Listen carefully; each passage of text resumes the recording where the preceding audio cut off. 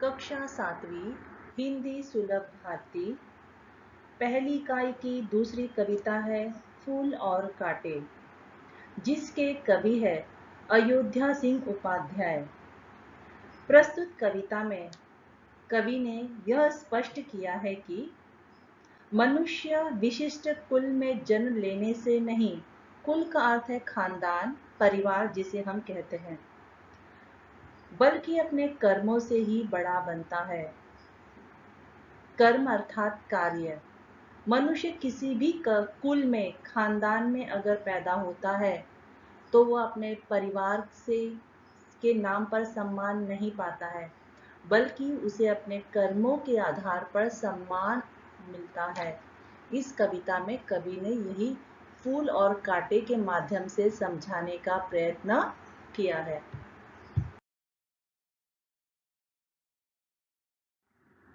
जन्म लेते जगह में एक ही पौधा उन्हें है पालता, रात में उन पर चमकता चांद भी एक ही सी चांदनी है डालता। जन्म अर्थात पैदा होना, उत्पन्न होना भी कह सकते हैं। रात्र का समानार्थी शब्द है निशा। चांद का अर्थ है शशि, चंद्रमा। चांदनी का अर्थ होता है चांद का प्रकाश।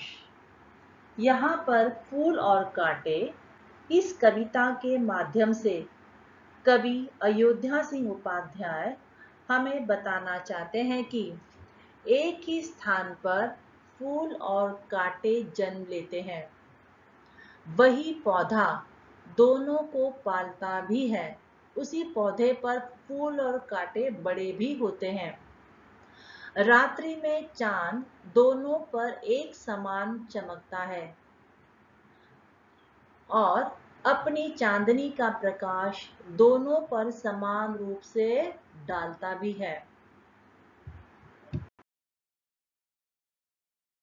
अर्थात फूल और कांटे, इनके परवरिश में चंद्रमा किसी प्रकार का भेदभाव नहीं करता है। वह समान रूप से दोनों पर अपनी चांदनी का प्रकाश डालता रहता है। मेघ उन पर है बरसता एक सी उन पर हवाएं हैं बही, पर सदा ही यह दिखाता है हमें, ढंग उनके एक से होते नहीं।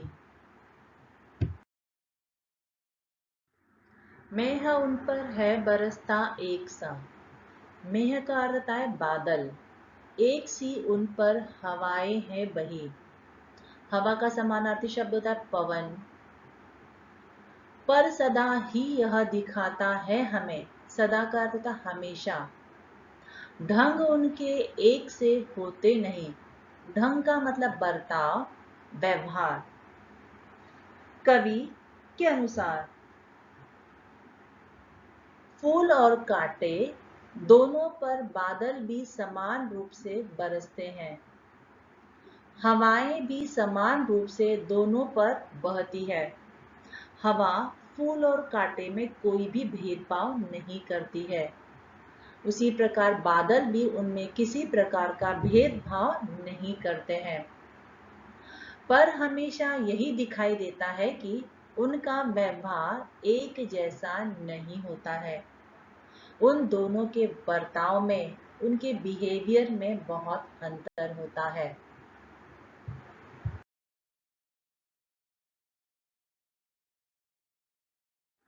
छेद कर काटा किसी की उंगलियां, फाड़ देता है किसी का वरवसन। प्यार डूबी तितलियों के पर कतर, भौर का है वेद देता शामतन। छेद कर काटा किसी की उंगलियां, फाड़ देता है किसी का वरवसन। वर का अर्थ होता है सुंदर, वसन का अर्थ होता है वस्त्र, सुंदर कपड़े, सुंदर वस्त्र। प्यार डूबी तितलियों के पर कतर, पर का अर्थ है पंख, कतर का अर्थ है फाड़ना। भौर का है वेद देता शामतन। भौर का मतलब होता है भौरा, वेद का मतलब होता है छेदना, श्याम का अर्थ होता है नाजुक, तन का अर्थ होता है शरीर।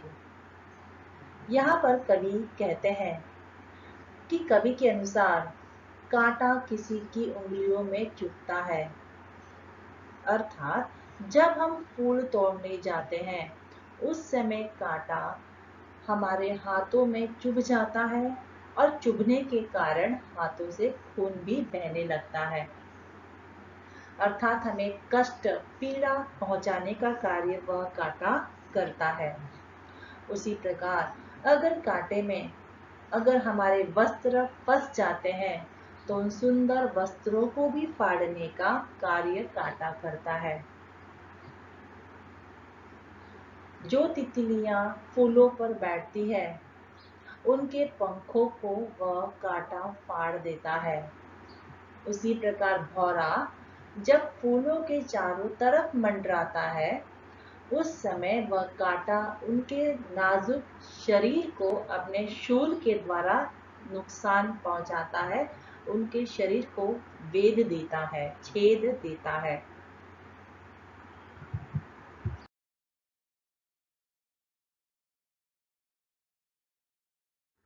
फूल लेकर तितलियों को गोद में, बहार को अपना अनूठा रस पिला, निज सुगंध और निराले रंग से है सदा देता कली जी की खिला।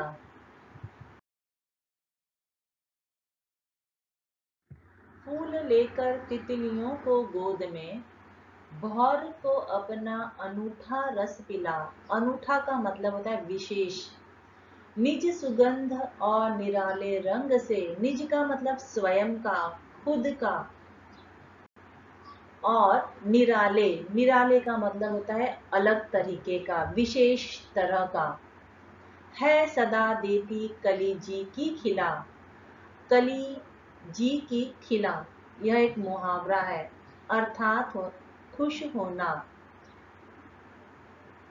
कवि के अनुसार फूल तितलियों को अपने गोद में स्थान देता है। जब उन फूलों पर तितलियां बैठती है तो वह फूल अपने उन तितलियों को गोद में बिठाने का कार्य करता है, और भौरे जब उस फूल पर मंडराते हैं तब उन्हें अपना विशेष रस उन्हें पिलाने का कार्य करता है। निज सुगंध और निराले रंग से, निज का मतलब अपने स्वयं के सुगंध से और अनोखे रंग से वह लोगों के मन को आनंद प्रदान करता है, अर्थात अपने रंग और सुगंध से वह लोगों को खुशियां देने का कार्य वह फूल करता है।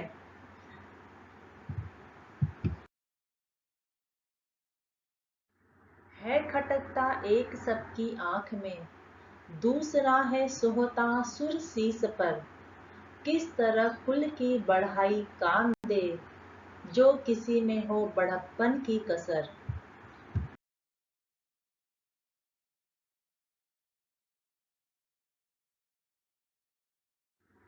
है खटकता एक सबकी आंख में, खटकता चुभना, अच्छा नहीं लगना।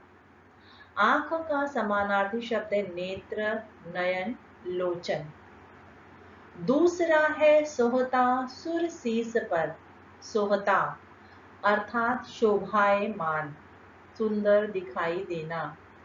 सुर का मतलब होता है भगवान। शीस का अर्थ होता है सिर, माथा। किस तरह कुल की बढ़ाई काम दे। कुल का अर्थ होता है परिवार, खानदान, जो किसी में हो बड़प्पन की कसर। अब इसका भावार्थ देखेंगे। कवि कहता है कि एक जो है कांटा वह लोगों की आंखों को चुभता है, अर्थात लोग उस कांटे को पसंद नहीं करता है। खटकता है अर्थात लोग उसे पसंद नहीं करते हैं और उस कांटे से दूरी बनाए रहते हैं।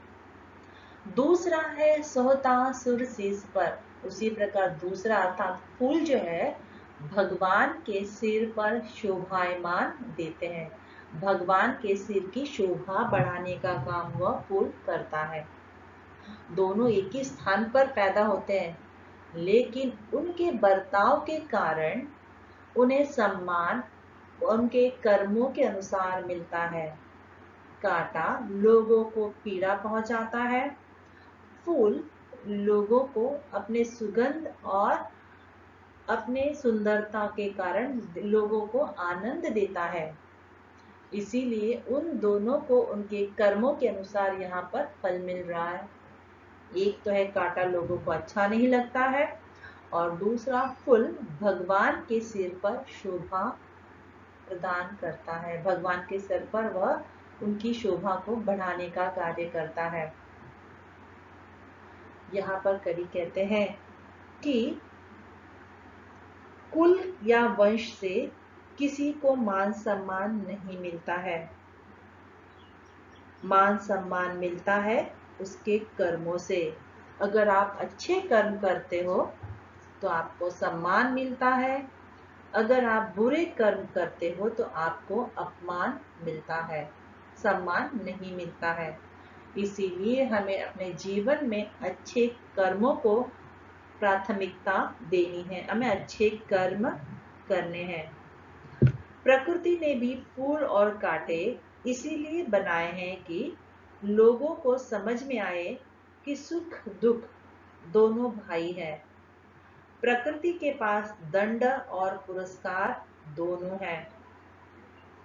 फूल और कांटों के माध्यम से कभी किसी को कर्म अच्छा होता है तो वह महान बनता है और शिखर पर पहुंच जाता है।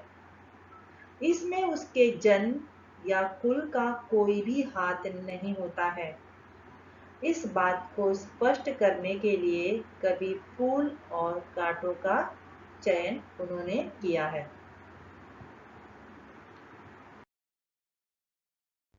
कहने का तात्पर्य यह है कि भले ही मनुष्य अच्छे या ऊंचे कुल में जन्म ले, पर उसका स्वभाव अच्छा ना हो, उनमें बड़प्पन के अभाव है, तो सभी व्यर्थ है। मनुष्य की महत्ता एवं उसकी सच्ची पहचान उसके सद्गुणों एवं व्यवहार से होती है, न कि ऊंचे कुल में जन्म लेकर गलत कार्य करने से। एक अच्छे इंसान की पहचान कैसे होती है?